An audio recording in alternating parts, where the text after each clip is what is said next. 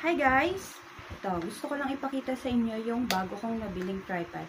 As you can see, ganyan lang siya kaliit. And pahabain natin to ng super haba.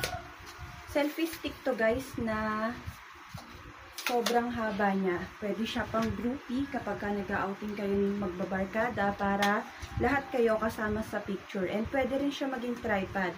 Open nyo lang siya dyan. Then, ayan o, mas mataas pa siya sa akin.